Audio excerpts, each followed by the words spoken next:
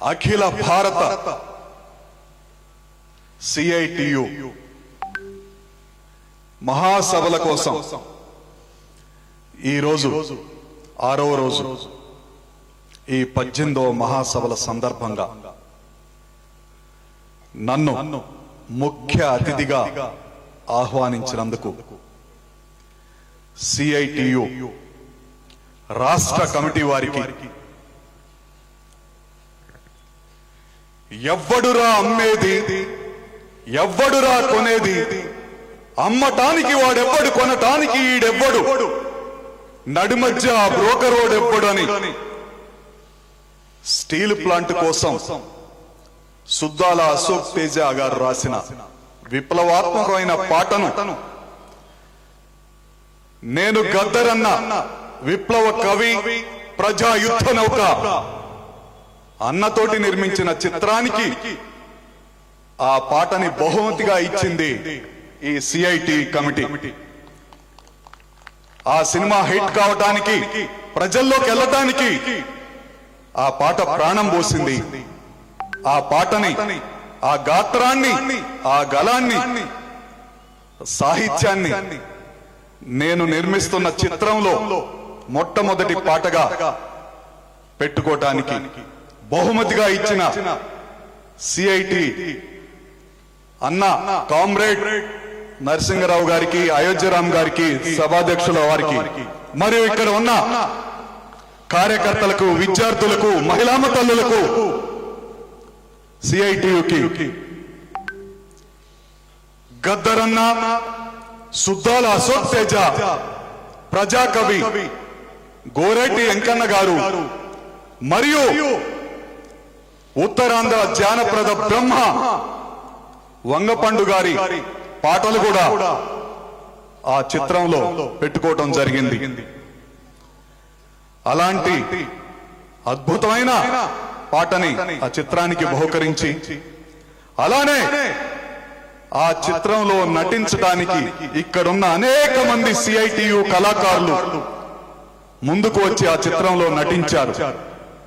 ఆ చిత్ర విజయంలో సిఐటియు కీలక పాత్ర పోషించింది. ఆ చిత్రం, ఆ ఉక్కు సత్యాగ్రహ చిత్రం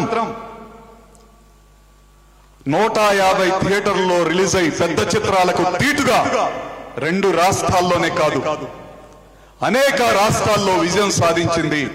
ఇక్కడ ఐనాక్స్ థియేటర్లో రోజుకి ఒక ఆట చొప్పున 100 రోజులు పూర్తి చేసుకొని శతదినోత్సవ వేడుకలు జరుపుకుంది. ఆ చిత్ర విజయంలో సిఐటియు కీలక పాత్ర పోషించిందని, గద్దరన్నతో పాటుగా సిఐటియు లేకపోతే ఆ చిత్ర విజయం లేదని కూడా సభాముఖంగా మీ అందరికీ తెలియజేస్తూ ధన్యవాదాలు తెలియజేస్తున్నాను.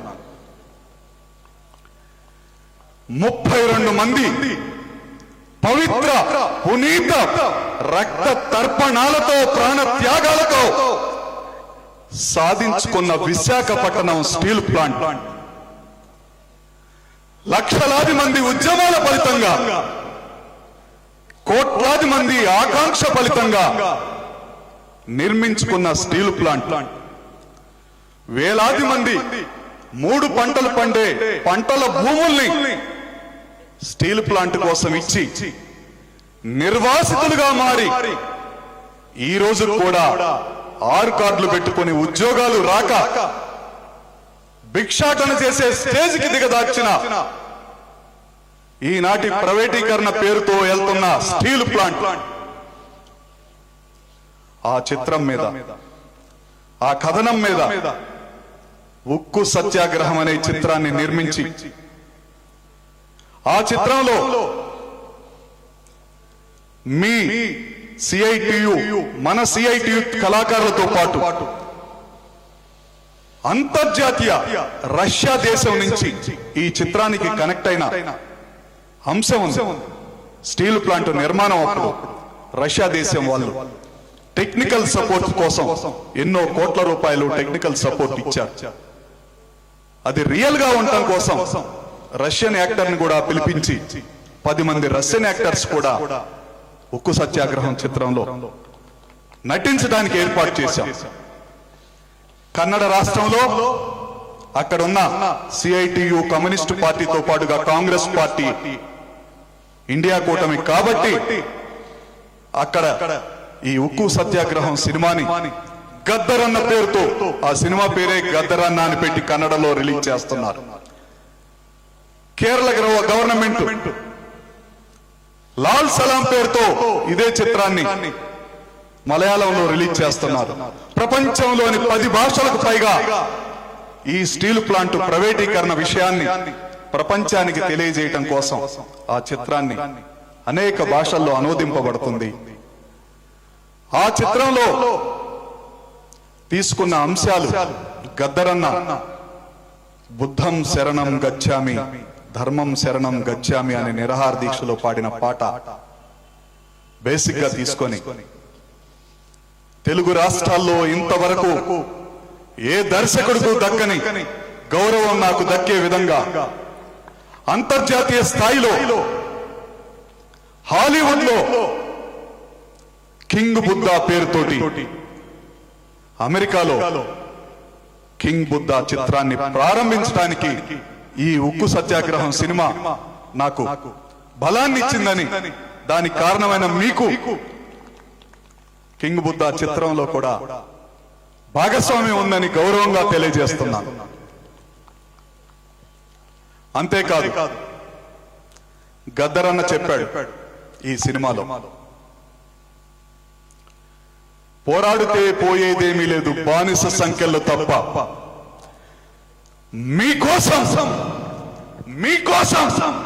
మీకోసం జరిగే పోరాటంలో మీరు పాల్గొనలేదంటే మీరు చనిపోయి చాలా కాలమైందని, ఈ దశాబ్దం నాదే, రాబోయే శతాబ్దం మీదే అని ప్రజలకు, విద్యార్థులకు, యువతకు చెప్పిన ఉత్తరాంధ్రకు చెందిన మహాకవి శ్రీశ్రీ ఏనాడో చెప్పాడు,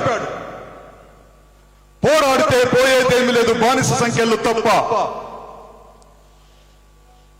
బానిసలారా లెండిరా, ఈ బాంచను బతుకులు వద్దురా, బానిసలారా లెండిరా, ఈ బాంచను బతుకులు వద్దురా, అడక తింటే ఆకలి తీరదు, ఆకలి తీరదు, గుద్ది గుంజుకుందాములో, బానిసలారా లెండిరా అనే పాటను గద్దరన్న పాడుతూ, పొద్దు తిరుగుడు పొద్దును ముదాడే, తొలి పొద్దును ముదాడే, అడవిలో వెన్నెలమ్మ ఆకును ముదాడే, చిగురుటాకును ముదాడే, యుద్ధంలో వీరుణ్ణి తుపాకి ముద్దాడే, తూటాలు ముద్దాడే, ఒరిగిన వీరుణ్ణి భూమి ముద్దాడే, రణభూమి ముద్దాడే అని సమ్మెని జన్మ హక్కురన్నో, సమ్మెని జన్మ హక్కురన్నో, దాన్ని ఆపేటి మునగాడు ఎవడన్నా, సమ్మెని జన్మ హక్కురన్నో, దాన్ని ఆపేటి మునగాడు ఎవడన్నా, అన్నన్న మాయన్న, అన్నన్న మాయన్న కంపెనీ కూలన్నా, ఎన్నాళ్ళు ఈ బతుకు ఎదురు తిరగవన్నా, సమ్మెని జన్మ హక్కురన్నో, దాన్ని ఆపేటి మునగాడు ఎవడన్నా. ఉక్కు ఫ్యాక్టరీ తల్లి దుఃఖంలో ఉన్నది, విశాఖ సముద్రము శోకమై పొంగినాది, సమ్మెని జన్మ హక్కురన్నో అని స్టీల్ ప్లాంట్ స్తూపం వద్ద గద్దరన్న గాత్రదానం చేయగా ఆ పాటకి నేను, ఇక్కడున్న కార్మిక సోదరులు, చిరంజీవి అన్న, ఇక్కడున్న మిత్రులు యాక్ట్ చేయటం జరిగింది. అద్భుతమైన ఆ పాట ప్రైవేటీకరణను వ్యతిరేకిస్తూ ఇక్కడ పెట్టిన సామాజిక న్యాయం సాధనకై ఉద్యమిస్తామనే స్ఫూర్తిని రగిలిస్తూ ఆ చిత్రంలో ఉంది. నిద్రపోయేవాడు అనేది కళ, నిద్రపోయేవాడిని లేపేది కళ, కళ కోసం కాదు, జనం కోసం అంటూ ఆనాడు ఉత్తరాంధ్ర కవి వంగపండన్న, గద్దరన్న, సుద్దాల అశోక్ తేజ, గోరేటి వెంకన్న, ఎంతో మంది కవులు, కళాకారులు, జానపద బ్రహ్మలు ఆ రోజు ఉక్కు సత్యాగ్రహం చిత్రంలో ప్రాణం పోశారు. ఆ చిత్రాన్ని స్టీల్ ప్లాంట్ ప్రైవేటీకరణ వ్యతిరేక చిత్రంగా, ప్రైవేటీకరణకు సొల్యూషన్ చెప్పే క్లైమాక్స్ గా కూడా తీశాం. మాకు సొంత గనుల్ని కేటాయించమనండి సార్.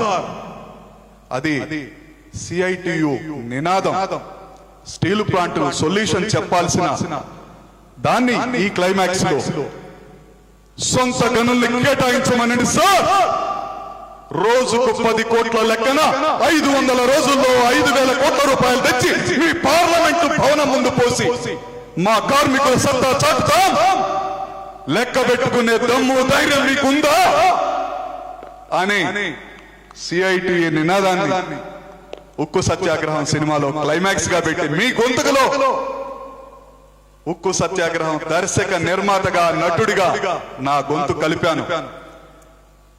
ఈ రోజుకి 53 సినిమాలు తీశాను. 2 రాష్ట్రాల నిర్మాతలకి ప్రొడ్యూసర్ సెక్టార్ చైర్మన్ గా కూడా గెలిచాను. కానీ ఎన్ని సినిమాలు తీసినా స్టీల్ ప్లాంట్ ప్రైవేటీకరణ కోసం వ్యతిరేకంగా తీసిన ఈ సినిమా కానీ, గద్దరన్నతో పాటుగా మీరందరూ నటించి ఆదరించిన ఈ ఉక్కు సత్యాగ్రహం నా జన్మంతా గుర్తుపెట్టుకునే చిత్రంగా ఉంటుందని. అలాగే ఈ రోజు అంశం ధనలక్ష్మి గారు చెప్పినట్టుగా మేము చెప్పలేం. సామాజిక న్యాయం కోసం మేడం గారు చెప్పిన మామూలు సబ్జెక్ట్ కాదది, పాఠ్యాంశాల్లో చేర్చాల్సినది. అంత గొప్పగా మాట్లాడారు.